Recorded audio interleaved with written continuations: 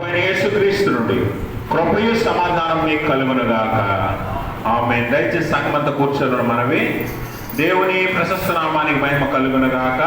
మన ప్రభు ప్రియరక్షకుడైన యేసు ప్రభువు వారు మనలను, మన కుటుంబాలను, బిడ్డలను సంరక్షించి తన హస్తాల చాటున భద్రపరిచి త్రిత్వము తర్వాత 6వ ఆదివారపు ఆరాధనలోనికి మనందరినీ నడిపించి ఆయన్ని స్తుతించి గణపరిచి ఆయన వాక్యాన్ని ధ్యానించే భాగ్యాన్ని మనకి ఇచ్చినందుకే మొదటిగా తండ్రి అయిన దేవుని కృతజ్ఞతాస్తుతులు చెల్లిస్తున్నాను.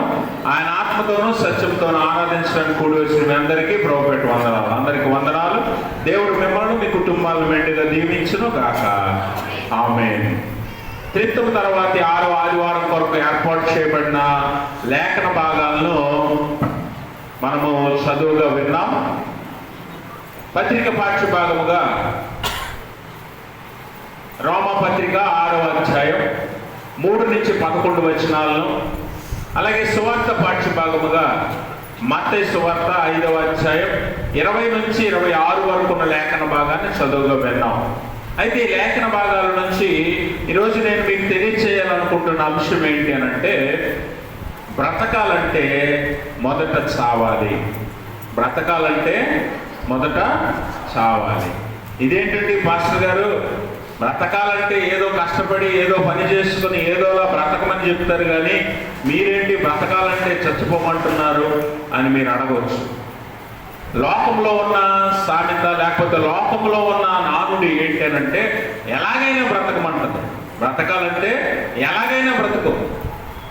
కానీ దేవుని వాక్యం ఏమంటుందంటే, బ్రతకాలంటే మనం మొదట చనిపోవాలని దేవుని వాక్యము తెలియజేస్తూ ఉంది. ఎందుకు చనిపోవాలి, చనిపోతే ఎలాగ బ్రతుకుతాం అనే విషయాన్ని ఈరోజు దేవుని వాక్యము ద్వారా మనము తెలుసుకోవడానికి ప్రయత్నం చేద్దాం. చదువుకున్న పత్రిక పాఠ్య భాగంలో అపోస్తలుడైన పౌలు రోమీయులకు రాస్తున్న పత్రికలో 6వ అధ్యాయంలో మనం చదువుకున్న 3 నుంచి 11 వరకు ఉన్న లేఖన భాగంలో 4 ప్రాముఖ్యమైన విషయాలను అపోస్తలుడైన పౌలు ఎత్తి చూపిస్తూ ఉన్నాడు. ఆత్మీయ మర్మాలను తెలియజేస్తూ ఉన్నాడు. లోతైన జ్ఞానాన్ని జ్ఞాపకం చేస్తూ ఉన్నాడు. అదేంటి అంటే, మొట్టమొదటిగా బాప్తిస్మము ద్వారా క్రీస్తులోనికి మనము రావాలని, రెండవది క్రీస్తుతో ఐక్యత కలిగి ఉండాలని, మూడవది పాపాన్ని నిరర్థకం చేయాలని, నాలుగవది నూతన జీవితాన్ని పొందాలని. ఈ 4 ప్రాముఖ్యమైన విషయాలను అపోస్తలుడైన పౌలు ఇక్కడ ఎత్తి చూపిస్తూ ఉన్నాడు. ఏంటి 4 ప్రాముఖ్యమైన విషయాలను ఎందుకు పౌలు జ్ఞాపకం చేస్తున్నాడు అనే విషయాన్ని మనం మొట్టమొదటిగా జ్ఞాపకం చేసుకోవాలి. ఎందుకంటే క్రైస్తవ విశ్వాస జీవితానికి ఈ 4 చాలా చాలా ప్రాముఖ్యమైన అంశాలు అనేది ఈ లేఖనంలో పౌలు యొక్క ఉద్దేశం. కాబట్టి ప్రత్యేకంగా పౌలు ఏమంటున్నాడంటే, మనము కొన్ని పనులు చేయవలసి ఉంది. కొన్ని పనులు చేయవలసి ఉంది. ఆ పనులు చేస్తే మనము క్రీస్తుతో కూడా చనిపోయి నూతనముగా బ్రతుకుతాము. నూతనముగా మనం బ్రతుకుతామని పౌలు ఇక్కడ జ్ఞాపకం చేస్తున్నాడు. అందుకనే బాప్తిస్మం ద్వారా మనం ఏం చేయాలట, బాప్తిస్మం ద్వారా మనము క్రీస్తులోనికి రావాలి, వచ్చి మనము పాతి పెట్టబడాలి, లేదా క్రీస్తుతో మనము సిలువ వేయబడాలి అనేది పౌలు యొక్క ఉద్దేశం. అయితే ఇక్కడ మనం ఈ 4 విషయాలను లోతుగా వెళ్ళి అర్థం చేసుకోవడానికి ప్రయత్నం చేద్దాం. ఎందుకంటే ఈ 4 మాటలను మనము ఎప్పుడు విన్న మాటలే కానీ దాన్ని లోతుగా మనం అర్థం చేసుకోకపోవడం వల్ల కొన్నిసార్లు వాక్యాన్ని మనం అపార్థం చేసుకునే అవకాశం కూడా ఉంది. అందుకని ఈరోజు బాప్తిజము అనేది చాలా మందికి అర్థం కాక అనేక మంది ఏం చేస్తున్నారంటే, దాన్ని నామకార్థంగా లేకపోతే ఆచారప్రాయంగా లేకపోతే ఒక ఏదో సాంప్రదాయం లాగా జరిగిస్తూ ఉన్నారు. కాబట్టి పౌలు చెబుతున్న ఈ బాప్తిజం ఎలా ఉంటుందో, పౌలు చెప్పిన ఈ బాప్తిజం ఎంత లోతైనదో మనం అర్థం చేసుకోవాలి. అందుకనే అక్కడ ఏమంటున్నాడంటే అపోస్తలుడైన పౌలు, బాప్తిజం ద్వారా చూడండి 4వ వచనం చదవండి. కాబట్టి తండ్రి మహిమ వలన క్రీస్తు మృతులలో నుండి ఎలాగూ లేపబడినో అలాగే మనమును నూతన జీవము పొందిన వారమై నడుచుకున్నట్లు మనము బాప్తిజము వలన మరణములో పాలు పొందుటకై ఆయనతో కూడా ఏం చేయబడాలట? పాతి పెట్టబడాలి. అయితే ఇక్కడ బాప్తిజము ద్వారా అంటే, బాప్తిజం అంటే ఏంటో మొదట తెలియాలి కదా మనకి. బాప్తిజం అంటే ఏంటంటే, క్రీస్తులోనికి మనం వచ్చి మన పాప జీవితాన్ని అనగా పాత జీవితాన్ని, అందుకని అక్కడ ఒక మాట చదువుదాం మనం. 6వ వచనంలో అంటాడు, ఏమనగా మనం ఇకను పాపమునకు దాసులము కాకుండానట్లు, పాప శరీరము నిరర్థకమగునట్లు మన ప్రాచీన స్వభావం ఆయనతో కూడా సిలువ వేయబడినని. అంటే ఇక్కడ బాప్తిజం అంటే క్రీస్తుతో కూడా మనం పాతి పెట్టబడి ఆయనతో పాటు మళ్ళా తిరిగి లేవాలి. అంటే పాప విషయమై మనం పాతి పెట్టబడాలి. అందుకనే మీ ప్రాచీన స్వభావం అన్నాడు. అంటే పూర్వపు స్వభావం, క్రీస్తులోనికి రాకమునుపు మీకున్న స్వభావం, అదే స్వభావము పాప స్వభావం. ఆ పాప స్వభావాన్ని మీరు ఏం చేయాలట? క్రీస్తుతో పాతి పెట్టాలి. ఏం చేయాలి? క్రీస్తుతో పాతి పెట్టాలి. పాతి పెట్టి నూతన మగునట్లు మీరు మరలా లేవాలి. అది బాప్తిజం అంటే. అందుకనే బాప్తిజం తీసుకునేటప్పుడు మీరు కొన్ని ప్రాముఖ్యమైన విషయాలను జ్ఞాపకం చేసుకోవాలి. పెళ్లి దగ్గరికి వచ్చిందనో, లేకపోతే సమయం లేదనో, అమ్మ నాన్నలు ముందుకు తోసారనో, లేకపోతే ఎవడో కంగారు పెట్టాడనో బాప్తిజం తీసుకోవటం కాదు.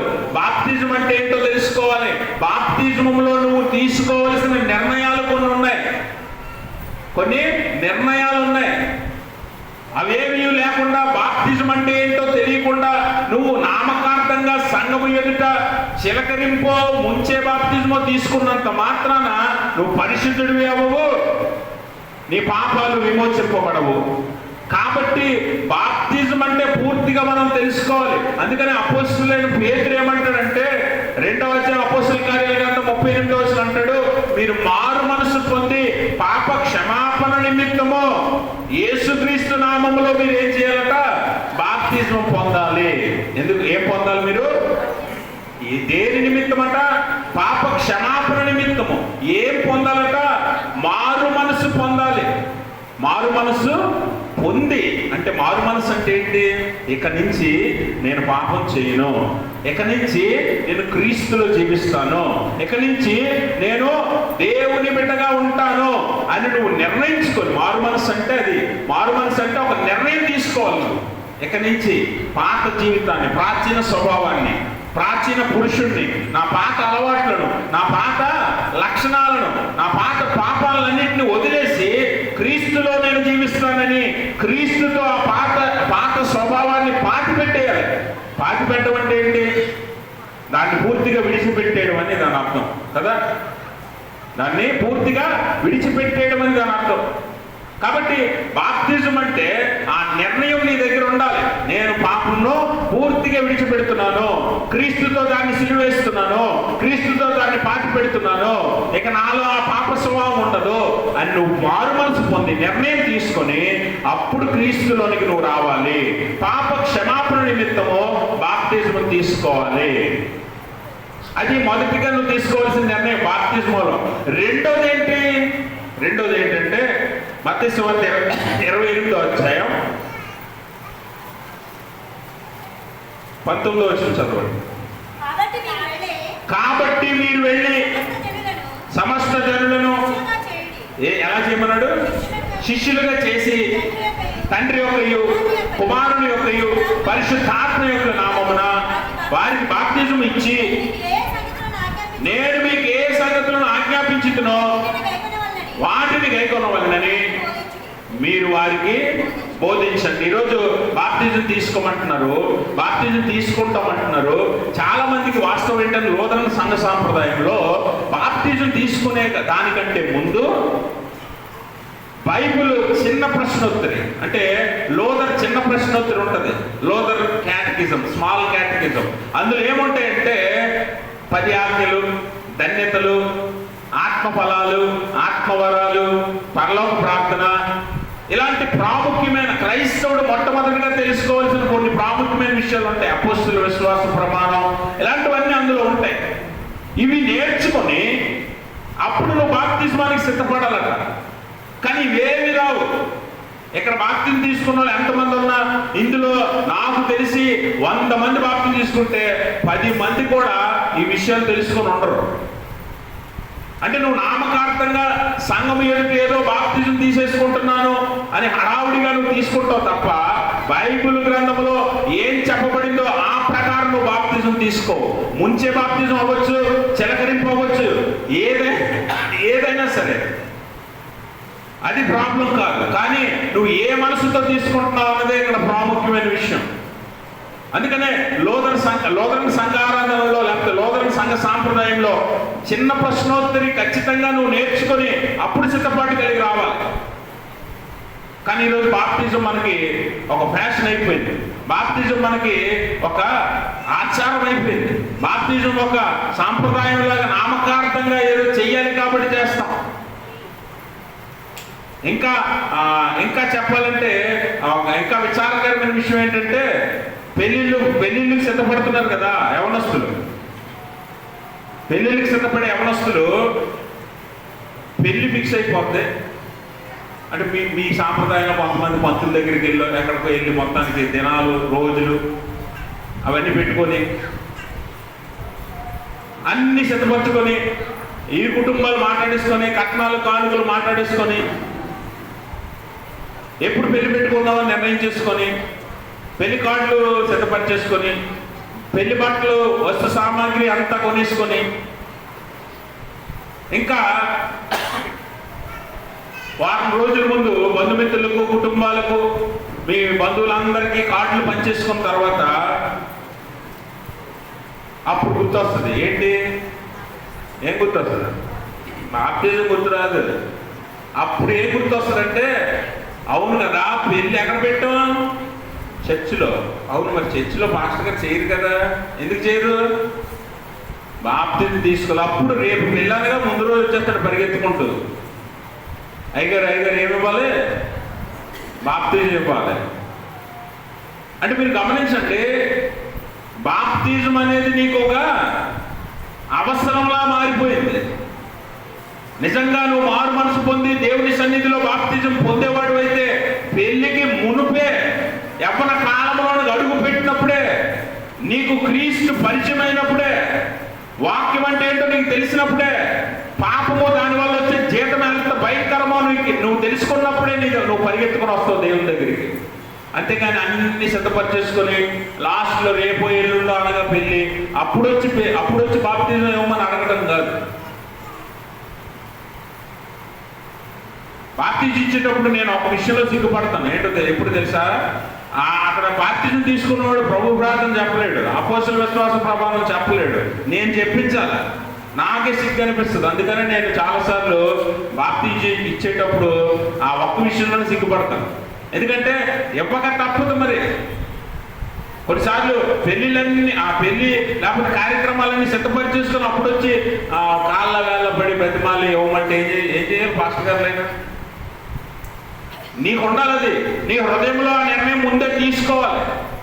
అందుకనే ఇక్కడ ఏమంటున్నాడంటే దేవుడు యేసు ప్రభువు వారు శిష్యులకు ఒక ఆజ్ఞ ఇస్తున్నాడు. ఏంటంటే మీరు వెళ్ళి సమస్త జనులను నాకు ఎలా మార్చమన్నాడు?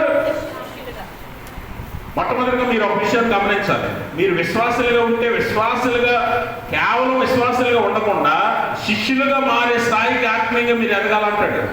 అందుకనే యేసుప్రభు శిష్యులతో అంటాడు, మీరు వెళ్ళి సమస్త జనులను నాకు భక్తులుగా చేయండి అలా. భక్తుడు అంటే ఏం చేస్తాడు? భక్తుడికి ఏం పని ఉండదు. ఆదివారం వచ్చి కానుకేసేసి ఇలా చేతులెత్తి మోకరించేసి వీడికంటే పెద్ద భక్తుడు ఎవడు లేడన్నట్టు మోకరించేసి కానుకేసి వాడి అవసరాలన్నీ ఒక లిస్ట్ చదివేస్తాడు దేవుడి దగ్గర. చదివేసి ఇవన్నీ తీర్చేప్పుడవా మళ్ళీ వచ్చేవారు వస్తా అని చెప్పి వెళ్ళిపోతాడు. అంతే, వీడు భక్తుడు. కానీ యేసు ప్రభువు వారు సమస్త జనులను ఎలా మార్చమన్నాడు? శిష్యులుగా మార్చమన్నాడు. శిష్యులు అంటే ఏం చేస్తారట? గురువుకి శిష్యులకి ఉన్న మధ్య సంబంధాలు ఎప్పుడైనా మీరు గమనించారా? ఇప్పుడంటే స్కూల్స్ కాలేజీలు మోడర్న్ టెక్నాలజీతో వచ్చాయి కాబట్టి గురువే శిష్యుడే, ఇద్దరికి సంబంధం ఉండదు. ఆ కాలేజీలోంచో క్లాసులోంచి బయటకు వెళ్ళిన తర్వాత ఇద్దరికి సంబంధం ఉండదు. కానీ భారతదేశంలో మన దేశంలో పూర్వపు సాంప్రదాయాన్ని చూడండి. గురుకులాల్లో చదువుకునేవారు కదా, గురుకులాల్లో చదువుకునేవారు. ఆ హాస్టల్స్లో. అక్కడ మీరు గమనిస్తే పాతకాలంలో పిల్లల్ని గురువుల దగ్గరికి పంపించేవారు. పంపిస్తే ఆ గురువుల దగ్గరే పిల్లలు ఉండిపోయేవారు. ఎన్ని సంవత్సరాలు అయినా సరే మంచి విషయాలన్నీ వారికి నేర్పించి, విద్య అన్ని కూడా వారికి నేర్పించాక వారి ప్రయోజకుడు అవుతాడు, వీడన్నీ నేర్చుకున్నాడు అన్నాక వాడిని పంపిస్తారు. అప్పుడు వాడు వచ్చి ఆ జీవితంలో ఏ పని చేయాలనుకుంటాడో ఆ పనిలో ఉన్నతంగా ఎదుగుతాడు. పూర్వ సాంప్రదాయం గురువుకి శిష్యులకి మధ్య ఉన్న అనుబంధాన్ని ప్రపంచ దేశాలన్నీ కూడా కలిగి ఉన్నాయి.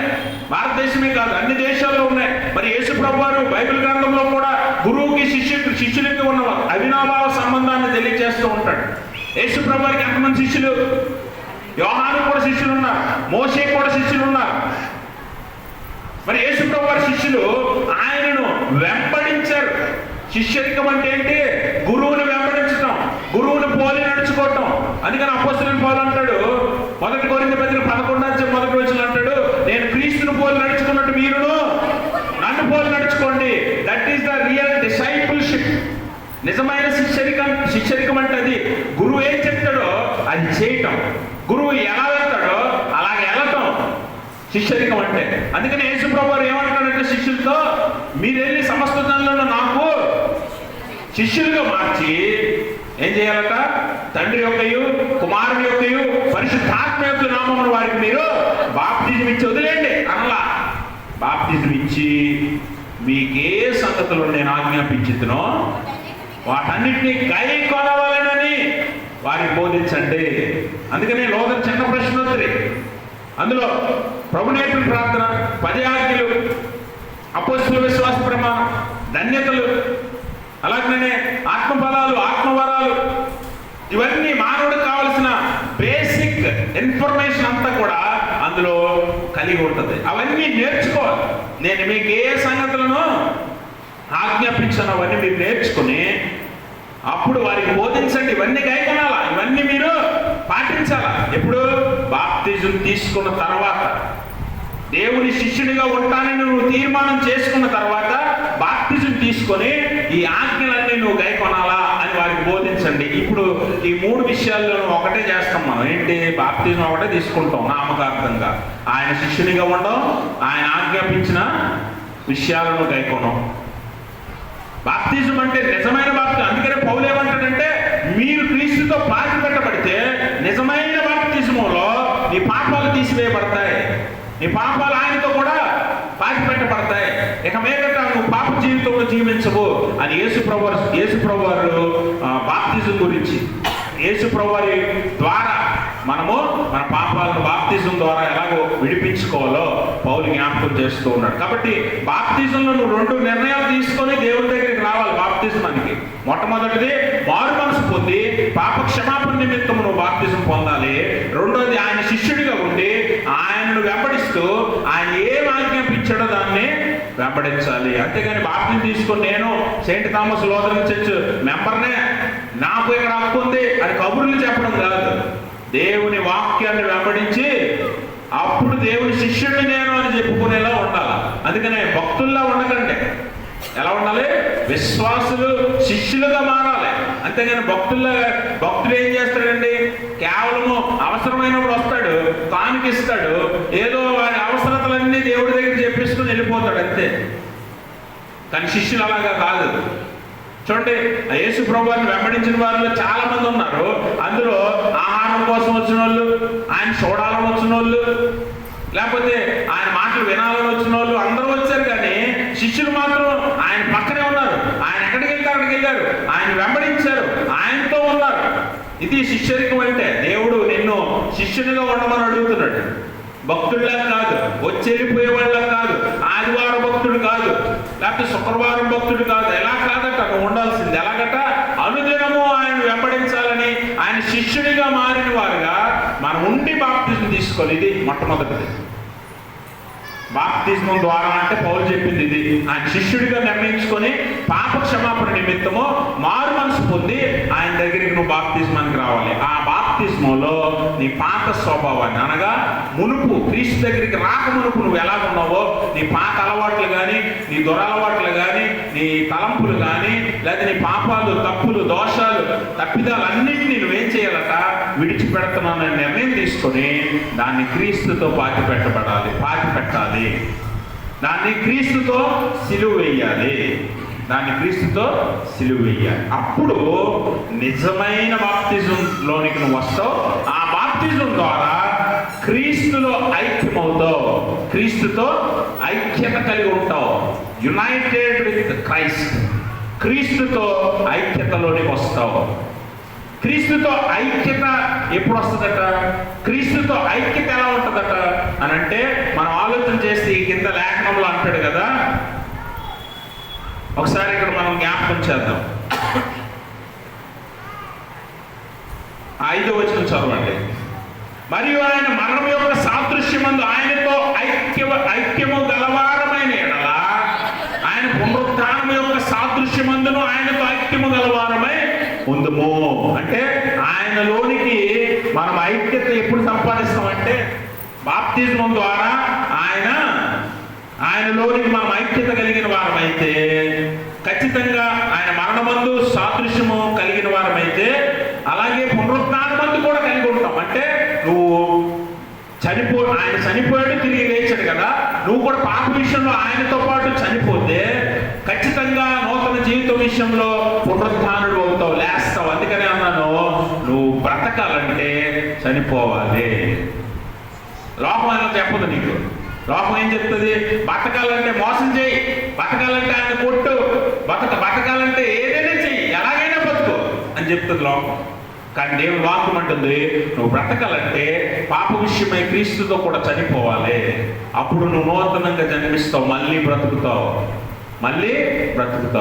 కాబట్టి మన పాప విషయంలో, క్రీస్తు మరణం విషయంలో కూడా మనం ఆయనతో కలిసి చనిపోతే, ఐక్యత కలిగి చనిపోతే, అప్పుడు మనము నూతనముగా ఆయన పునరుత్థానమందు ఆయన ఎలాగైతే లేపబడ్డాడో, ప్రథమ ఫలంగా క్రీస్తు ఎలాగైతే లేపబడ్డాడో, మన వరుసను బట్టి మనం కూడా లేపబడతాం, నూతన జీవితాన్ని పొందుతాం అనే విషయాన్ని ఇక్కడ జ్ఞాపకం చేస్తున్నాడు. కాబట్టి గమనించండి, ఈ లోకం జీవితంలో మొట్టమొదటిగా బాప్తిజం తీసుకోవడానికి నువ్వు ఎలా సిద్ధపడాలంటే, నువ్వు నిర్ణయం తీసుకోవాలి, తీర్మానం చేసుకోవాలి, దేవునికి కట్టుబడి ఉండాలి, దేవునితో నిబంధన చేసుకోవాలి. నేను ఎక్కడి నుంచి నీ శిష్యుణ్ణు, నిన్ను వెంబడించి బ్రతుకుతాను, మారు మనసు పొందాను, పాపాలను విడిచిపెట్టాను, నా పాపాలన్నీ తుడిచివేయమని నువ్వు దేవుణ్ణి అడిగి అప్పుడు బాప్తిజంలోకి రావాలి. అప్పుడు దేవునితో ఐక్యత కలిగి దేవునితో పాటు పాతి పెట్టబడిన వాడు అవుతావట. అప్పుడు నువ్వు ఆ ఐక్యతలో ఎలా ఉంటావంటే వర్ధిల్లుతావు. ఎందుకంటే దేవుని వాక్యం అంటే యోహాను సువార్త 15వ అధ్యాయంలో 4వ వచనంలో అంటాడు, మీరు నా యందు నిలిచి ఉండుడి, నేను మీ యందు నిలిచి ఉంటాను. అవునా? మీరు ఎవరి యందు నిలిచి ఉండాలట? ఐక్యత అంటే ఏంటంటే కలిసి ఉండడం, అంతేనా? ఐక్యత అంటే ఏంటి? కలిసి ఉండటం. యేసుప్రభువు ఏమంటాడంటే, నాతో ఉండు, నేను నీతో ఉంటాను, నాతో ఉంటే నేను నీతో ఉంటాను. అప్పుడు ఏమవుతుందట? తీగ ద్రాక్షావళిలో కలిసి ఉంటేనే ఎలా ఫలిస్తుందో అలాగే మీరు ఫలిస్తారు. మీరు కూడా ఫలించాలంటే, వృద్ధి చెందాలంటే ఏం చేయాలంట? క్రీస్తుతో ఉండాలట. 6వ వచనం అంటాడు, నాకు వేరుగా ఉండి మీరేమి చేయలేరు. నాకు విడిగా ఉండి నువ్వేది సాధించలేవు. క్రీస్తు లేకుండా నీ జీవితంలో బ్రతికేలేదు. క్రీస్తే జీవం అన్నాడు కదా, క్రీస్తే నేనే జీవాన్ని అన్నాడు కదా. ఇప్పుడు ఆయన లేడనుకోండి, నీలో ఏం లేనట్టు? జీవం లేనట్టు. అవునా? నేనే సత్యాన్ని అన్నాడు కదా. ఇప్పుడు ఆయన నీలో లేడనుకోండి, నీతో లేడనుకోండి, నీలో ఏం లేనట్టు? సత్యము లేదు అంటే నువ్వు అబద్ధికురాలు అవుతావు. ఆయన లేకపోతే నువ్వు జీవం లేనివాడు, మొత్తము చచ్చిన వారి వల్లే, జీవోత్సవాల వల్లే బ్రతుకుతారు. అలాంటి బ్రతుకులు చాలా ఉన్నాయి. దేవుడు ఉండడు, నీతి ఉండదు, న్యాయం ఉండదు. ఏ బ్రతుకో బ్రతికేస్తున్నావు అంతే. 10 మందిని మోసం చేస్తారు, 10 మంది మీద ఏడుస్తారు, 10 మంది మీద పడి చేస్తారు. ఏదోలా బ్రతికే వాళ్ళు చాలా మంది ఉన్నారు లోపంలో. అలాంటి బ్రతుకు కాబట్టి ఇది ఎలా ఉండాలట? నా యందు నిలిచుండు, నేను నీ యందు నిలిచుంటాను. నువ్వు బహుగా ఫలిస్తావు. నా యందు నిలిచుండు వాడు బహుగా ఫలిస్తాడు. నాకు వేరుగా ఉండి మీరేమీ సాధించలేరు, నాకు వేరుగా ఉండి మీరేమీ చేయలేరు. గమనించండి ప్రభునందు ప్రియమైన స్నేహితులారా, ఎంతో మంది దేవుడికి వేరే ఉండి గొప్పగా సాధిద్దాం అనుకున్నారు, సంపాదిద్దాం అనుకున్నారు, ఎన్నో చేద్దాం అనుకున్నారు, కానీ ఏవి సాగలేదు, ఏవి జరగలేదు, ఏవి కూడా జరగలేదు. మనందరికీ తెలుసు ఆ టైటానిక్ ఆ షిప్ ఓనర్ని మనం చూడొచ్చు. అతను ఎంత కష్టపడి తన జీవితంలో ఎంతో వెచ్చించి ఎంతో సంపాదించి ఆ పెద్ద షిప్ను కట్టాడు. ప్రపంచంలో పెద్ద వాడ ఏదైనా ఉందంటే 1914 సంవత్సరానికి అది టైటానిక్ ఒకటే. అలాంటి షిప్ కట్టబడిన తర్వాత ఒక్క రోజులో ప్రయాణం ప్రారంభమవుతుందనగా జనాలు ఎగబడి టికెట్లు కొన్నారు. ఆ షిప్ ఎక్కాలి, ప్రపంచంలో పెద్ద షిప్ మేము ఎక్కామని గర్వంగా చెప్పుకోవాలని ప్రజలందరూ ఎగబడి టికెట్లు కొన్నారు. ఆ యజమాని, షిప్ యజమాని అంటున్నాడు, గర్వము అతిశయం వచ్చేసింది. దేవుడు లేకపోయినా నేను బతికేయగలను, దేవుడు లేకపోయినా నేను సాధించగలను అనే గర్వంతో అతిశయంతో ఏమన్నాడంటే, even God cannot sink the ship అన్నాడు. దేవుడు వచ్చినా ఈ షిప్ను ముంచలేడు అన్నాడు.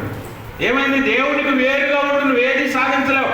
సాధిస్తున్నాను అనుకుంటావు, సంపాదిస్తున్నాను అనుకుంటావు, అనుభవిస్తున్నాను అనుకుంటావు, కానీ ఏమి అనుభవించలేవు, ఏం సాధించలేవు. చివరికి నువ్వు నిరాశతో నిస్పృహతో వెళ్లి తిరగాల్సిందే. ఆ షిప్ ఏమైందో మనందరికీ తెలుసు కదా.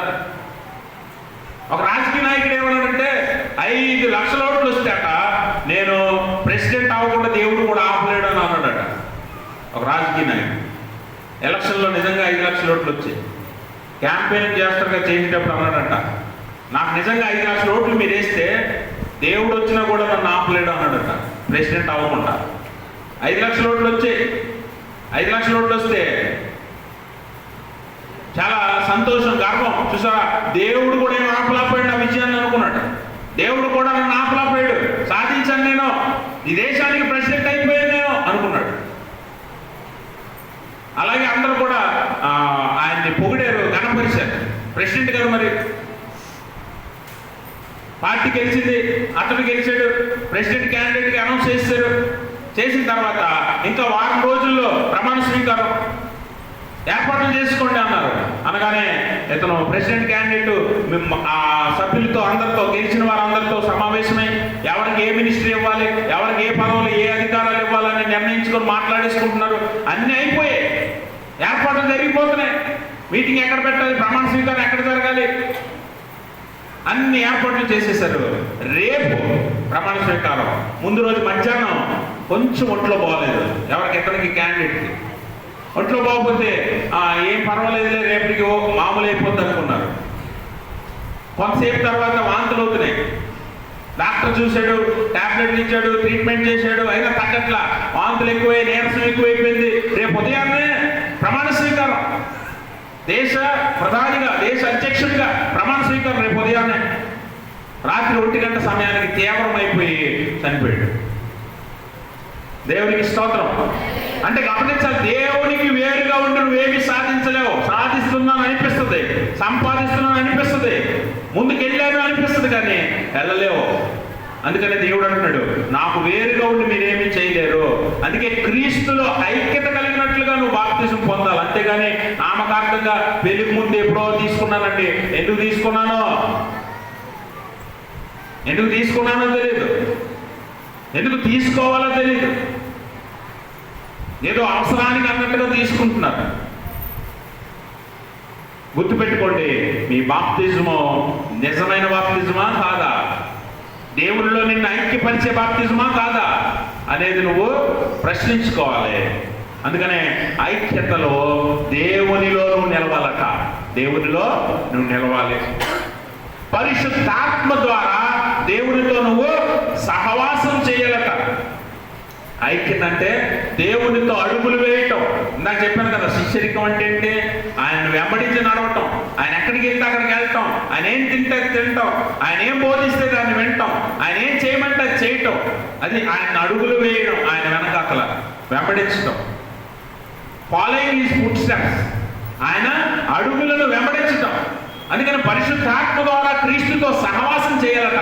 ఏ ఫెలోషిప్ విత్ జీసస్ క్రైస్ట్. దేవునితో సహవాసంలో ఉండాల. ఐక్యత అంటే అది. ఐక్యత అంటే అది. దేవుడితో నువ్వు ఉండాలా. ఇప్పుడు మీ అందరికీ ఫ్రెండ్స్ ఉన్నారా? ఉన్నారా? ఉన్నారా? ఉన్నారా లేదు చెప్పండి అమ్మా. ఇద్దరు ముగ్గురే చెప్తున్నారు. మిగిలిన వాళ్ళకి ఫ్రెండ్స్ అంటే ఏంటో తెలీదా? కొన్ని స్నేహితులు ఉన్నారా? ఉన్నారా? దేవునికి స్తోత్రం, దేవునికి స్తోత్రం.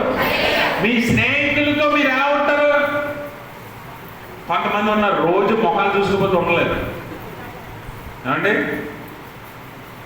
కొంతమంది అయితే రోజు ఒకే మంచం ఒకే కంచం ఈ బ్యాగ్స్ కూడా ఉంటారు. ఉన్నారా? వీళ్ళు మొఖాలు చూసుకోకపోతే ఉండలేరు. కలిసే ఎక్కడికైనా వెళ్తారు, కలిసే ఎక్కడికైనా వస్తారు, కలిసే ఏదైనా చేస్తారు.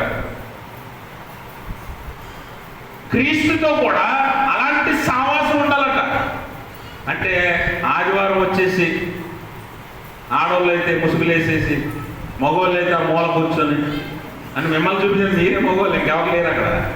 మమ్మల్ని చూపిస్తున్నారు ఇటు మాస్టర్ గారు అనుకుంటున్నారు వాళ్ళు. ఆదివారం వచ్చి దేవుని సన్నిధిలో కూర్చున్నంత మాత్రాన it is not a fellowship. Fellowship అంటే స్నేహం. సింపుల్గా చెప్పాలంటే స్నేహం ఎలా చేస్తాం? ఆదివారం మాత్రమే చేస్తాం. మామూలు రోజుల్లో ఇంకా చేయమని కాదు కదా. స్నేహం అంటే ఎలా ఉంటుంది? రోజు ఉండాలి. సహవాసం అంటే అది. అందుకే కదా హెబ్రీ పత్రికలు అంటాడు, కొంతమంది సమాజంగా కూడుకుంటే మానట్లుగా మీరు మానక ఒకరినొకరు ప్రేరేపించుకుని మంచి విషయాల్లో ఒకరినొకరు పురిగొల్పుకోండి. చూడండి హెబ్రీ పత్రిక 12, 1 కొరింథీ పత్రిక 12 వచ్చాయి.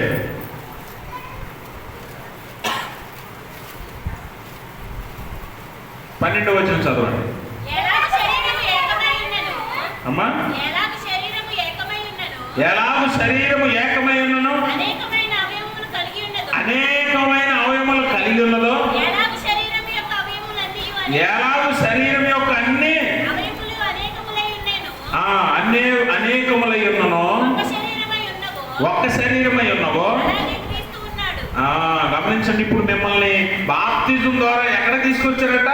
క్రీస్తు శరీరంలో ఒక అవయవంగా మార్చారట. ఇప్పుడు మార్చినప్పుడు మీకు అన్ని అవయవాలు ఉన్నాయా? లేని వాళ్ళు ఎవరైనా చెయ్యొద్దండి.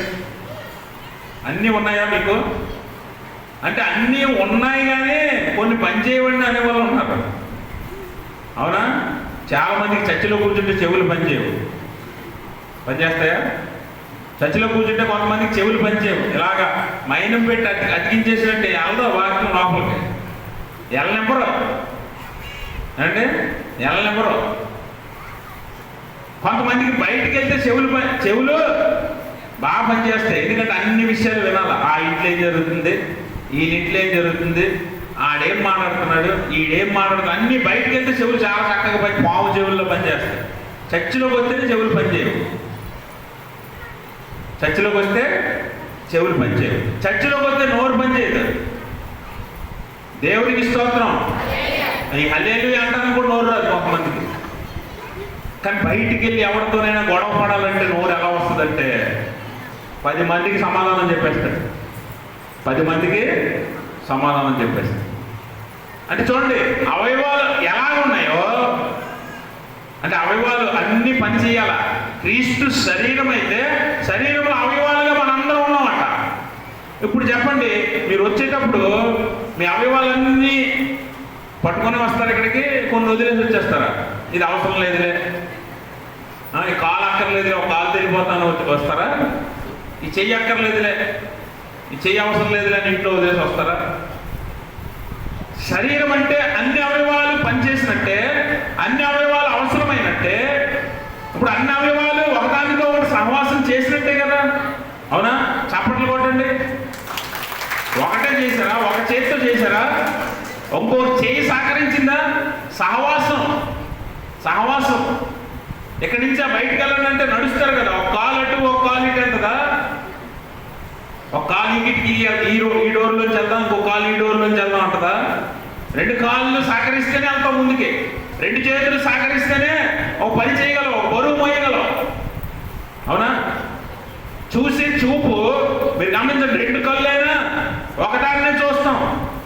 అంతేనా? 2 కళ్ళైనా ఒకదాన్నే చూస్తాం, 2 చెవులైనా ఒకే మాట వింటాం. అలాగన అవయవాల మధ్య సహవాసం ఎలా ఉంటుందో మీరు కూడా అలాగే క్రీస్తుతో సహవాసులై ఉన్నారు. మీరు కూడా క్రీస్తుతో సహవాసులై ఉన్నారు. ఆ సహవాసం ఈరోజు ఆదివారం కాబట్టి చేతులు కాళ్ళు పట్టుకెళ్దాం చర్చికి, రేపు సోమవారం కాబట్టి అక్కర్లేదు అనుకుంటారా? అన్ని రోజు అవసరమే కదా. సహవాసం కూడా అంతేనట.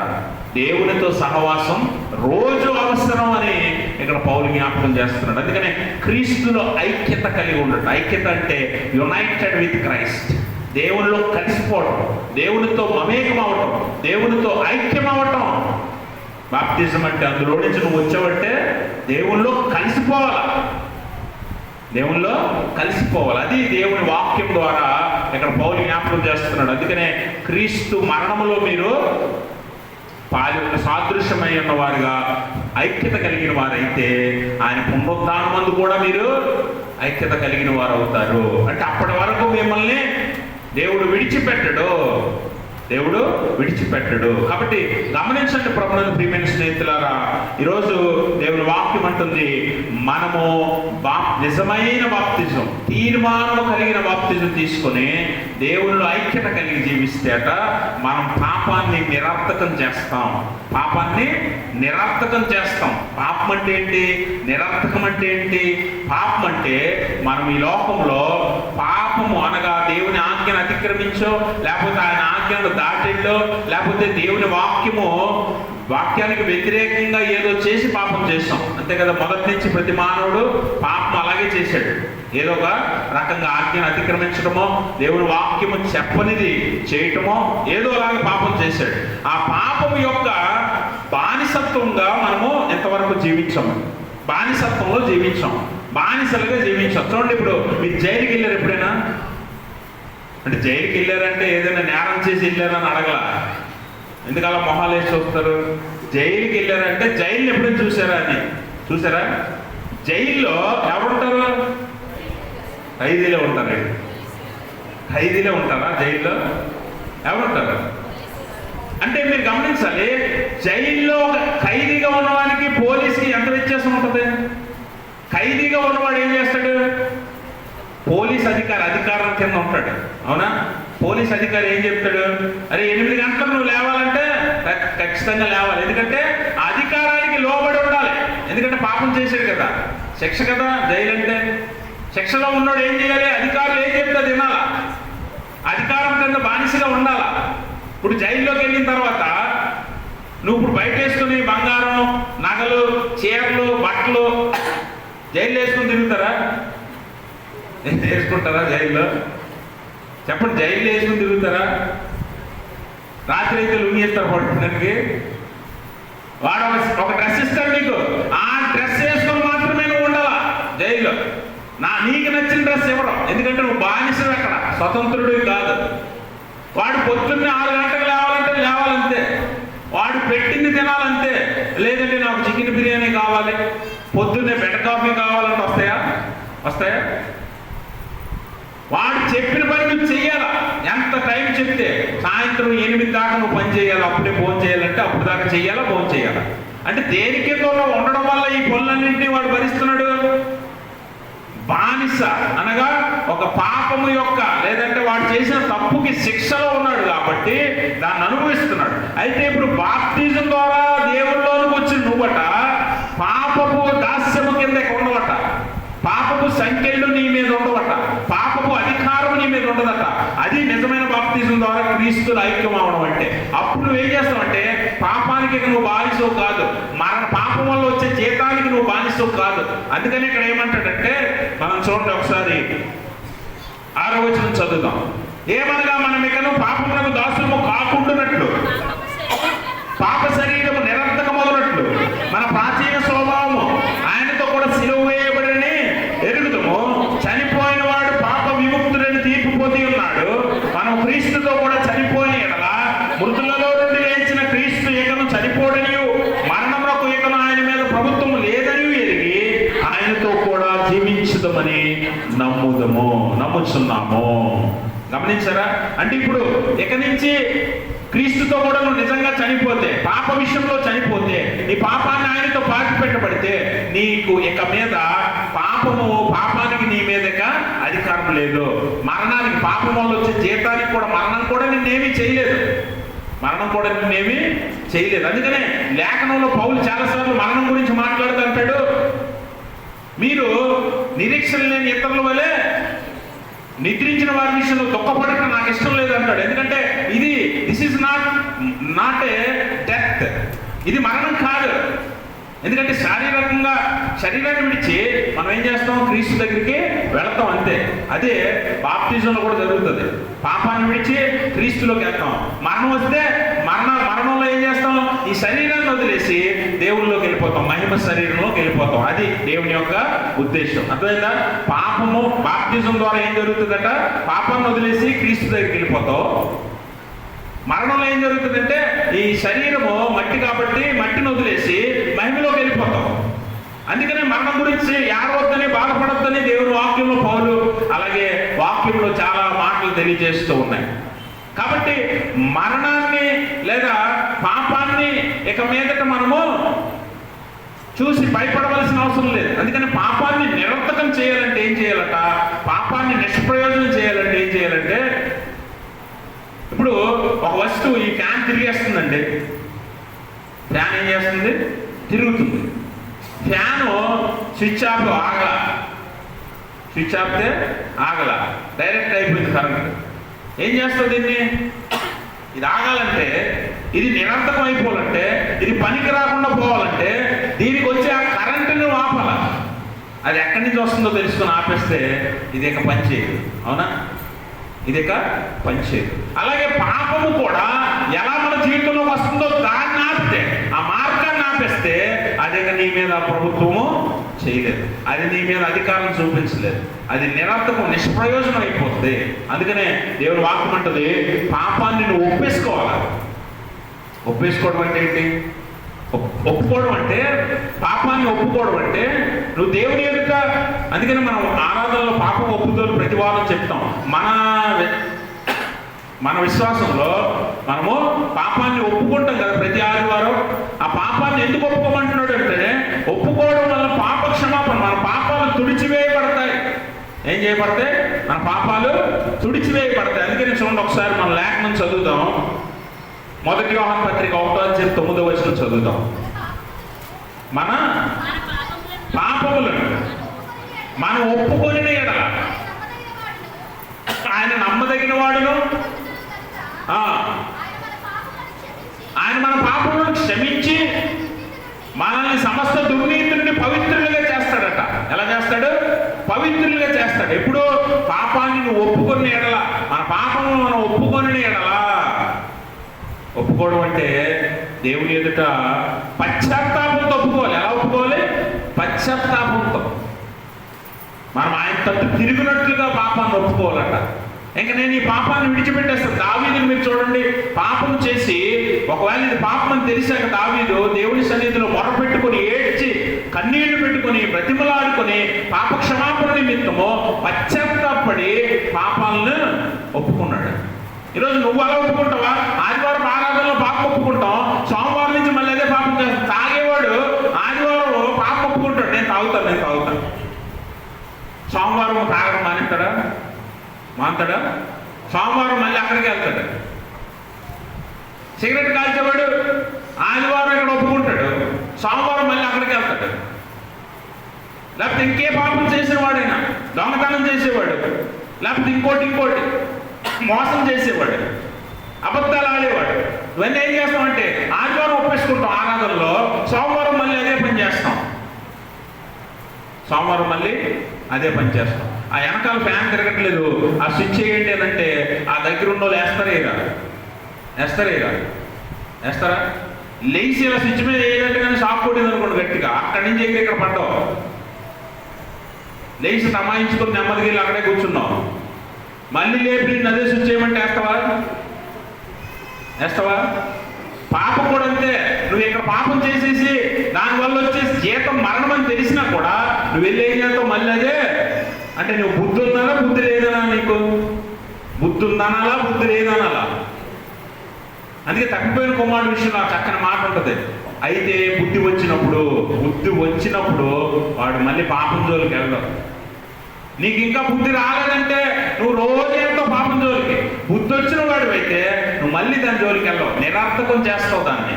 ఎందుకు పనికిరావు అంటే పాపము నిన్ను ఏలకూడదు, నువ్వే పాపాన్ని నియంత్రించగలగాలి. పాపము నిన్ను ఏలకూడదు, పాపాన్ని నువ్వే నియంత్రించగలగాలి. అది పాపాన్ని నిరర్థకం చేయడం అంటే. ఆత్మచేత నడిపించబడాలి. ఆత్మచేత నడిపించబడిన వాడు పాపం చేయటానికి ఇష్టపడడు, పాపం వైపు తిరగడు. అందుకనే ఇందాక మన బాప్తిజం తీసుకునేటప్పుడంట పేతురు అంటాడు కదా, మారు మనసు పొంది పాప క్షమాపణ నిమిత్తమే యేసుక్రీస్తు నామంలో బాప్తిజం పొందండి, అప్పుడు మీరు ఏం పొందుతారట? పరిశుద్ధాత్మ వరం. పరిశుద్ధాత్మ వరం ఎందుకు ఇవ్వబడుతుందంటే, పరిశుద్ధాత్మ నీకు తోడుగా ఉంచడం ఎందుకు ఇవ్వబడుతుందంటే, ఒంటరిగా ఉండడం వల్ల పాపం జరుగుతుంది, ఒక్కడిగా ఉండడం వల్ల పాపం జరుగుతుంది. అందుకే కదా దేవుడు అనుకున్నాడు, నరుడు ఒంటరిగా ఉండట మంచిది కాదు. ఎందుకంటే ఒంటరిగా ఉండడం వల్ల అపవాది నిన్ను ఏలుతాడు, అపవాది తప్పుడు ఆలోచనలు కలుగు చేస్తాడు. అందుకే పాపంలో పాప ఒప్పుకోల్లో మనం ఏం ఒప్పుకుంటామంటే, తలంపు వలన, మాట వలన, క్రియ వలన పాపం చేసాం. అలా జరగకూడదంటే ఏం చేయాలంటే, తలంపు, మాట, క్రియ 3 కంట్రోల్ అవ్వాలి, నియంత్రించగలగాలి. అలా నియంత్రించాలంటే నీకు మంచి ఆలోచనకర్త కావాలి. ఆలోచనకర్త ఎవరో? పరిశుద్ధాత్మ దేవుడు. అందుకనే దేవుడు ఏమంటాడంటే, బాప్తిజం పొందగానే నువ్వేం వరం పొందుతావు? పరిశుద్ధాత్మ వరం పొందుతావు. అయితే ఈ బాప్తిజం ఎలాంటిదై ఉండాలంటే నిజమైన బాప్తిజం, నువ్వు పొందే నామకార్థ బాప్తిజం కాదు. అందుకని నామకార్థ బాప్తిజంలో పరిశుద్ధాత్మ ఉండడం, సాంప్రదాయం ఉంటుంది, ఆచారం ఉంటుంది అంతే. నిజమైన బాప్తిజం పొందుతాక పరిశుద్ధాత్మ చేత నువ్వు నడిపింపబడతావు, పరిశుద్ధాత్మ వరం పొందుతావు. ఆ వరం నిన్ను ఏది మంచో ఏది చెడో, ఏ నిర్ణయం తీసుకోవాలి, ఏది తీసుకోకూడదు అని నడిపిస్తుంది. గమనించండి, ఆ నిరర్థకం చేయాలి పాపాన్ని. పాపం ఇక మీద నీ మీద ప్రభుత్వం లేకుండా చూడండి, అప్పిచ్చాడు ఎవరైనా నీకు, అప్పిస్తే ఆయన చూసి నువ్వు ఎప్పుడు కూడా ఏమనుకుంటావు? వాడు ఏం చెప్తే అది వినడానికి ఇష్టపడాలి. ఎందుకంటే అప్పిచ్చాడు కదా కాబట్టి, అప్పిచ్చాడు కాబట్టి. ఒకవేళ అప్పు తీర్చేసావు, అప్పుడు కూడా వాళ్ళు మాట వింటావా? వాళ్ళ అధికారం నీ మీద పనిచేయదు ఇంకా, అవునా? నీ ఇష్టానికి నువ్వు నిర్ణయాలు తీసుకుని ముందుకు వెళ్తావు అప్పుడు. అలాగే పాపము చేయటం వల్ల పాపానికి నువ్వు బానిసైపోయావు, పాపము యొక్క ప్రభుత్వంలో బతికావు. కానీ క్రీస్తులోకి వచ్చాక, బాప్తిజం ద్వారా మారు మనసు పొందాక పాపానికి ఇంక మళ్ళీ అవకాశం ఇవ్వకూడదు, నిరర్థకం చేయాలి, దాన్ని నిష్ప్రయోజనం చేయాలి. కాబట్టి అలా నిష్ప్రయోజనం చేస్తే అంటే నిజమైన తీర్మానం కలిగిన మారు మనసు పొంది దేవుని శిష్యుడిగా జీవిస్తానని నువ్వు తీర్మానం చేసుకుని బాప్తిజం పొందితే దేవుళ్ళు ఐక్యమవుతావట. ఐక్యమైతే నువ్వు బహుగా ఫలిస్తావు. నీ అవసరతలే కాదు, అక్కర్లే కాదు, ప్రతి విషయంలోనూ దేవుడు నిన్ను ఫలింపజేస్తాడట, బహుగా ఫలింపజేస్తాడట ఆయనతో సహవాసంలో ఉంటే. అప్పుడు నువ్వు పాపం జరగనేమో, నిరర్థకం చేస్తావు. అప్పుడంట నీకు దేవుడు నూతన జీవితాన్ని ఇస్తాడు, నూతన జీవితాన్ని ఇస్తాడట. కింద అదే అంటాడు కదా, మనము నూతన జీవితాన్ని పొందాలి అంటే మనము దేవునిలోనికి పూర్తిగా రావాలనేది దేవుని యొక్క ఉద్దేశం. ఆ నూతన మగునట్లుగా మనము చూడండి, 4వ వచనం చదవండి. కాబట్టి తండ్రి మహిమ వలన క్రీస్తు మృతుల్లో నుండి ఎలాగూ లేపబడినో అలాగే మనమును నూతన జీవం పొందిన వారమై నడుచుకున్నట్లు మనం బాప్తిజం వల్ల మరణంలో పాలు పొందుటకై ఆయనతో కూడా నూతన జీవితాన్ని పొందుతాం. ఎప్పుడు? బాప్తిజం ద్వారా ఆయనతో పాతి పెట్టబడి పాత జీవితాన్ని, పాప జీవితాన్ని వదిలేసి ఆయన శిష్యునిగా జీవించడానికి సిద్ధపడి ఆయనలో ఐక్యత కలిగి సహవాసము కలిగి జీవించినప్పుడు, పాపాన్ని జరగకుండా ఆపగలిగినప్పుడు, అంటే తలంపు, మాట, క్రియలను నువ్వు కంట్రోల్ చేసుకోగలిగినప్పుడు, ఏం మాట్లాడాలో మాట్లాడకూడదు తెలుసుకోవాలి, ఏం ఆలోచించాలో ఆలోచించకూడదు తెలుసుకోవాలి. ఎందుకంటే అప్పుడు పరిశుద్ధాత్మ నీ దగ్గర ఉన్నప్పుడు నీకు మంచి ఆలోచనలు పుడతాయి, మంచి మాటలు నోట్లోంచి వస్తాయి, మంచి ప్రవర్తన కలిగి నువ్వు జీవిస్తావు, మంచి ప్రవర్తన కలిగి జీవిస్తావు. అప్పుడు నూతన జీవితాన్ని ప్రారంభిస్తావట. నూతన జీవితం ఎక్కడట? ఎక్కడ? భూమి మీద, పరలోకంలో కూడా నూతన జీవిత అనుభవాన్ని నువ్వు పొందుతావట. యోహాను 3:3 చదవండి. యోహాను సువార్త అమ్మా 3:3. అందుకు యేసు అతనితో, ఒకడు కొత్తగా జన్మించితేనే కానీ అతడు దేవుని రాజ్యము చూడలేడని. గమనించండి, న్యూ బోర్న్ అనగా బోర్న్ అగైన్, మళ్ళీ పుట్టాలి. అదే అన్నాను నేను మొదట. బ్రతకాలంటే చావాలి. ఎలా చావాలి? నీ పాప విషయమే చావాలి, నీ పాత జీవితం విషయమే చావాలి. అప్పుడు నువ్వు మళ్ళీ పుడతావట. ఒకడు కొత్తగా జన్మించితేనే కానీ వాడు పరలోక రాజ్యమును చూడలేడు. బాప్తిజం నామకార్థంగా తీసేసుకున్నంత మాత్రాన పరలోకం వెళ్ళిపోతాం అనుకుంటే పొరపాటే. చాలామంది అవసరానికి తీసుకుంటున్నారు, సాంప్రదాయంగా తీసుకుంటున్నారు. అది కాదు. అందుకని నూతన జీవితము నువ్వు కలిగి ఉండాలట. అంటే కొత్తగా జన్మించాలట. కొత్తగా జన్మించిన ఈ జన్మ అనగా బాప్తిజంలో నిజంగా ఇందాక చెప్పినట్టుగా తీర్మానం చేసుకుని దేవుల్లో బాప్తిజం తీసుకుంటాట. నీ జీవితంలో కొన్ని మార్చుకుంటావు. ఆ మార్పులు ఏంటంటే నువ్వు ఎక్కడి నుంచి ఎలా జీవించాలంటే, అదే మనం చదువుకున్న సువార్త పాఠ్యభాగంలో కొండ మీద ప్రసంగంలో యేసుప్రభు తెలియజేస్తూ ఉన్నాడు. కొండ మీద ప్రసంగంలో యేసుప్రభు అంటున్నాడు, 5వ అధ్యాయం 20 నుంచి 26వ వచనంలో, 20వ వచనంలో అంటాడు, ఎలాంటి నీతి? శాస్త్రుల పరిసయ్యుల నీతి కంటే మీ నీతి అధికముగా ఉండాలట. మీరు పరలోక రాజ్యంలో చాలండి చాలు. మీరు ఇక్కడ 20వ వచనంలో ఏం చెప్తారంటే నీతి గురించి మాట్లాడుతున్నాడు యేసుప్రభు. నీతి ఎలా ఉండాలంటే, మీరు శాస్త్రుల పరిసయ్యులు ఎలాంటి నీతి అంటే, వారు ధర్మశాస్త్రాన్ని చదువుతారు, బోధిస్తారు. దాన్ని బట్టి వారు నీతిమంతులని వారు అనుకుంటున్నారు. ఈరోజు బైబిల్ పట్టుకుని ఆలయానికి వచ్చి నువ్వైనా, బైబిల్ పట్టుకుని బోధించే నేనైనా కేవలం బోధించే వరకు లేకపోతే వచ్చే వరకే ఉంటే సరిపోదు, కానీ ఆచరించేలాగా వెళ్ళాలంట. శాస్త్ర పరిశీలన ఏం చేస్తానంటే, మనుషులు ఏదైతే ఒక నీతి, మనుషులు లేనప్పుడు ఒక నీతి, తనకు కావలసిన వారైతే ఒక నీతి, కాని వారైతే ఇంకొక నీతి. ఇలాగ అనేక రకాలుగా వారు జీవిస్తున్నారట. అందుకనే వారి నీతి కంటే మీ నీతి ఎక్కువ అవ్వాలి. మీ నీతి ఎలా ఉండాలి? ఎక్కువ అవ్వాలి. అంటే నీతి అంటే అన్ని విషయాల్లో ఒకేలా ఉండాలి, యథార్థమైన జీవితం కలిగి ఉండాలి, అన్ని చోట్ల ఒకేలా ఉండాలి, అన్ని చోట్ల ఒకేలా ఉండాలంటాడు దేవుడు.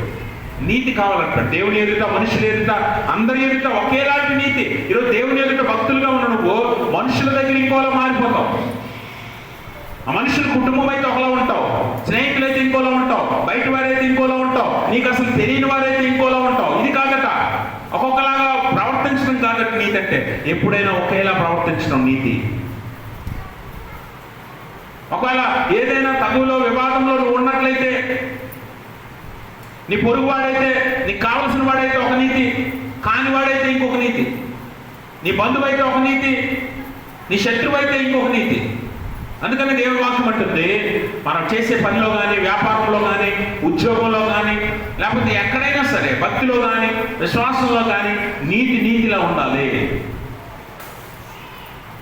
అందుకనే ఆమోసు గ్రంథంలో అంటాడు, ఆమోసు గ్రంథంలో మనుషులు ఎలా మారిపోయారంటే జత చెప్పులకు పనివాదం కొనేవారుగా మారిపోయారు. ప్రామిసరీ నోట్లు అప్పిచ్చి ప్రామిసరీ నోట్లు ఎక్కువ వడ్డీకి రాయించుకొని, ఆ కాలంలో 8వ శతాబ్దంలో, క్రీస్తు పూర్వం 8వ శతాబ్దంలో మనుషులు డబ్బున్నవాడు ఏం చేసేవాడట, డబ్బులుగా అప్పిచ్చట, ప్రామిసరీ నోట్లు రాయించుకొని ఆ నోట్లు మంచం కింద పెట్టుకుని పడుకునేవాడట అప్పట్లో ధనికులు. జత చెప్పులకి పనివాడిని, బానిసను కొనుక్కునేవారట. యేసుప్రభు కాలంలో అది ఎంత అయింది? 30 వెండి నాణేలు అయింది. కానీ 8వ శతాబ్దం అంటే క్రీస్తు పూర్వం 800 సంవత్సరాల క్రితం జత చెప్పులకే ఒక బానిస వచ్చేవాడట. అంత భయంకరమైన స్థితిలో ఉండేదట నీతి తప్పిన ఈ లోకం. అందుకే నీతి ఎలా ఉండాలంటే, ఆ ఆమోసు గ్రంథంలో అంటాడు, ఒకసారి చదువుదాం. ఆమోసు గ్రంథం 5వ అధ్యాయం 24వ వచనం చదవండి. నీళ్లు పారినట్టు న్యాయం జరగనీయుడి, గొప్ప ప్రవాహం వలె నీతిని జరగనివ్వండి, న్యాయాన్ని జరగనివ్వండి, అడ్డుకోవద్దు. ఈరోజు మనవాడైతే తప్పు చేసినా ఈడే నీతిమంతుడు, ఈడే న్యాయవంతుడు అని కబుర్లు చెప్తామా? అదే నీ నీతి అయితే దేవుని ఎదుట నిలవలేవు. శాస్త్రుల పరిశీలన నీతిలాగా నీ నీతి కూడా పనికిరానిదే. ఒకవేళ అవతలోడు మనకు శత్రువు అనుకోండి, ఆడు మంచోడైనా సరే ఆడి మీద బుర్ర చల్లేస్తాం, అవునా? లేనిపోని వంట కలిపేస్తాం. ఇదే కదా మీ బ్రతుకు, ఇదే కదా విశ్వాసి ఈ రోజుల్లో బ్రతుకుతున్న బ్రతుకు. ఈ నీతి కాదట దేవుడికి కావాల్సింది. నీతి న్యాయాలను నీళ్లు ప్రవహించినట్టు ప్రవహించాలి. జరగనివ్వాలి, ఆపకూడదు, అడ్డు తగలకూడదు. అన్యాయం జరిగితే అడిగేవాడు ఉండాలి, న్యాయం కోసం పోరాడేవాడిగా ఉండాలి. అది నీతి న్యాయంగా బ్రతకడం అంటే. రెండోది ఏమంటాడంటే 21-22 వచనాల్లో ఏం చెప్తున్నాడు? మీ పండుగ ఇక్కడ మీరు హృదయ శుద్ధి కావాలి. ఏం కావాలి? హృదయ శుద్ధి కావాలట. హృదయ శుద్ధి అంటే మనము లోపల మన దురాలోచనలన్నీ పెట్టుకొని పైకి మనం ఒకలా నటిస్తాం, కానీ దేవుడు అంటాడు అదే అధ్యాయంలో ధన్యతలు అంటాడు కదా, హృదయ శుద్ధి గలవారు ధన్యులు. దేవుడిని చూడాలంటే, పరలోకం చూడాలంటే నీ హృదయం శుద్ధిగా మారిపోవాలా. అందుకని ఆ తర్వాత వచనాలు అంటాడు, నీ అన్నదమ్ముల విషయంలో కానీ, లేకపోతే నీ కుటుంబ విషయంలో కానీ, నీ పొరుగువాడి విషయంలో కానీ నీకు వివాదాల కలహాలు ఉన్నట్లయితే నువ్వేం చేయాలట? నీ అర్పణలు కానీ, నీ భక్తి విశ్వాసం పక్కన పెట్టి ఫస్ట్ మొదట నీ సహోదరునితో నువ్వేం చేయాలట? సమాధాన పడు. రికన్సిలియేషన్ అంటే ఈ మధ్యకాలంలో వర్షాకాలంలో చాలా చోట్ల బ్రిడ్జిలు పడిపోయి చూసారా? వెళ్తున్న బ్రిడ్జిలు పడిపోతున్నాయి, వాహనాలు వెళ్తుంటే బ్రిడ్జిలు పడిపోతున్నాయి. బ్రిడ్జ్ అంటే ఏంటి? అటువైపు ఉన్నవారు ఇటువైపు ఉన్నవారిని కలపడం. Reconciliation is like that, like a bridge. ఆ బ్రిడ్జ్ ఎలా ఉండాలంటే ఆ రికన్సిలియేషన్, సమాధాన పడటం, అటున్నా ఇటున్నా ఇద్దరిని కలిపేలా ఉందా. యేసు ప్రభు వారు భూమి మీదకి ఎందుకు వచ్చాడు తెలుసా? పాపం వల్ల నీకు నీ దేవునికి తెగిపోయిన సంబంధాన్ని రికన్సిలియేట్ చేయటానికి, మళ్ళీ కలపటానికి ఆయన ఒక వంతెనగా వచ్చాడు. దేవునికి స్తోత్రం. ఆ శిలువ మరణమే నీకు దేవునికి ఒక మార్గం సరళం చేసింది, నువ్వు మళ్ళీ పరలోకం వెళ్ళటానికి. ఆయన మనకి ఎలా ఉన్నాడంటే పాంటఫిక్స్ అంటారు గ్రీక్ భాషలో. పాంటఫిక్స్ అంటే బ్రిడ్జ్ బిల్డర్, సమాధానపరిచేవాడు. దేవుని కుమారుడు. సమాధానపరిచేవారు ధన్యులు, వారు దేవుని కుమారులు అనమాట. హృదయ శుద్ధి గలవారు ధన్యులు, వారు దేవుణ్ణి చూస్తారు. దేవుని యొక్క హృదయము ఎంత గొప్పదో, దేవుని యొక్క ప్రేమ ఎంత గొప్పదో. అందుకే యేసు ప్రభువు ఈ లోకానికి వచ్చాడు. అందుకని ఆయన వెంబడించడం అంటే, శిష్యరికం అంటే ఏంటి? ఆయన కలిగిన మనసు కలిగి ఉండడం, ఆయన చేసిన పనులు చేయటం కదా. ఆయన ఏం చేశాడు? సమాధాన పరిచాడు. హృదయ శుద్ధి కలిగి ఉన్నాడు. ఈరోజు హృదయ శుద్ధి కలిగి సమాధానం పడి మీరు బ్రతకాలి నూతన జీవితంలో. బాప్తిజం తీసుకున్న తర్వాత నీ జీవితంలో మార్పులు రావాలా. పాత బతికే బతుకుతాను ఏమండి? అందుకని యేసు ప్రభువు అంటాడు, పాత దిత్తుల్లో కొత్త మద్యం కదా, కొత్త ద్రాక్షారసం ఏమవుతుంది? పిగిలిపోతుంది. అంతేనా? ఇప్పుడు మీరు కట్టుకున్న బట్టలు చిరిగిపోయి అనుకోండి, మాసిపోయి చిరిగిపోయి, అప్పుడు కష్టపడి కొత్త చీర కొనుక్కున్నారు, లేదా కొత్త బట్టలు కొనుక్కున్నారు. కొత్త బట్టలు కట్టుకునేటప్పుడు ఏం చేస్తారు? పాత బట్టలు ఏం చేస్తారు? చెప్పాలి. దేవునికి స్తోత్రం. పాత బట్టలు ఏం చేస్తారు? కొత్త బట్టలు కట్టుకునేటప్పుడు ఏం చేయరా? పాత బట్టల మీద కట్టేసుకుంటారు అనమాట మీరు. అవునా? మరి ఎలా కట్టుకుంటారు? పాత బట్టలు విడిచిపెట్టి కొత్త బట్టలు ధరిస్తారు. కొంత సమయం అయిన తర్వాత కొత్త బట్టలు వదిలేసి మళ్ళీ పాత బట్టలు వేసుకుంటారండి. చిరిగిపోయిన బట్టలు వేసుకుంటారా? కంపొచ్చే బట్టలు వేసుకుంటారా? ఇది కూడా అంతే. నూతన జీవితంలో పాత జీవితాన్ని వదిలేయాలి. నూతన జీవితాన్ని ప్రారంభించినప్పుడట, కొత్తగా జన్మించినప్పుడట, పాత జీవితంలో నువ్వు చేసిన పనులు ఇంకా చేయకూడదు, వదిలేసి కొత్తగా బతకాలి. ఎక్కడి నుంచి? నీకు, నీ సహోదరునికి, లేకపోతే నీకు, నీ కుటుంబీకులకి, నీ రక్త సంబంధులకి, నీ పొరుగు వారికి గొడవలు వివాదాలు ఉంటే సమస్య పోవాలి, సమాధాన పడాలి, హృదయ శుద్ధి కలిగి ఉండాలి. పగ, ప్రతీకారము ఇలాంటి మనసులు ఉండకూడదు. హృదయ శుద్ధి కలిగి ఉండాలి. అలా ఉండమంటున్నాడు నూతన జీవితంలో.